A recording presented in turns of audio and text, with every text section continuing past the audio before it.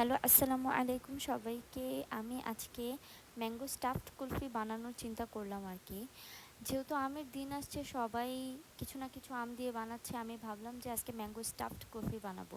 তো এজন্য আমি আসলে 1 লিটার দুধকে ভালো করে ঘন করে জাল দিয়ে মানে ভালো করে জাল দিয়ে ঘন করে নিলাম। তারপরে ঘন করার পরে ওই দুধটার মধ্যে চিনি এবং বাদাম দিয়ে দুধটাকে ঠান্ডা করার জন্য রাখলাম আধা ঘন্টা পরে একটা আম নিয়ে তারপর ওই আম থেকে বড়াটাকে আলাদা করলাম।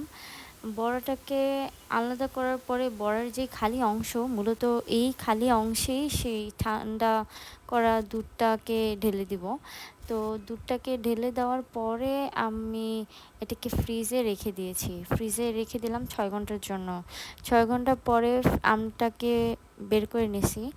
বের করে নেওয়ার পরে এটাকে ভালো করে কাটারের সাহায্যে কাটার পরে এটাকে ছুরি দিয়ে পিস পিস করে কাটলাম আর কি।